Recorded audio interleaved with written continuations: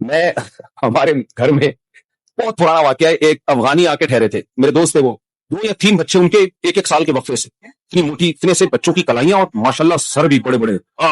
ہم نے گوشت بتایا. اب ہمارے بچے کیا ہوتے ہیں, دیکھو بیٹا ہپا کھا لو, ہپا ایسے کہتے ہیں نا, ہپا کھا لو, پاٹھا کھا لو, نہیں امی نہیں, چلو سیریلیک کھا لو.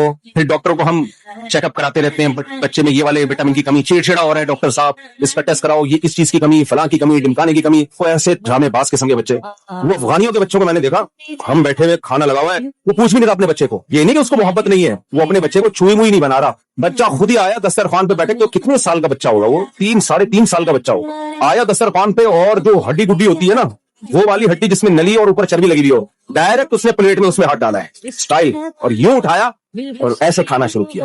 میں نے کہا بھائی یہی اس کی صحت کا راز ہے. ہم کیا کرتے ہیں, نہیں کپے گندے ہو جائیں گے, کپے توتلا بھی بنا رہے ہیں اس کو ساتھ ساتھ, کپے گندے ہو جائیں گے, ایسے نہیں کھاتے. کیا اس کی ولیمہ ہے جو کپڑے گندے ہو جائیں گے؟ چھوڑو گندے ہونے تو کپڑے یار اس کے, بچوں کے ساتھ بچوں کی طرح رہو. پھر بوٹیاں نوچ رہا ہے جو کر کے, ایسے کھا رہا ہے, ایسا مزہ آیا. بوٹی الگ کھائی ہے, پھر روٹی کا ٹکڑا پکڑا ہے, ایسے بڑے بڑے نوالے لے کے خالی روٹی کھا رہا ہے. میں نے کہا تم لوگ صحیح ہے یار, اور خود بھی ماشاءاللہ یہ چوڑی کلائیاں. میں نے کہا ہم لوگ تو پتہ نہیں ہمارے بچے کس طرح سے پل رہے ہیں.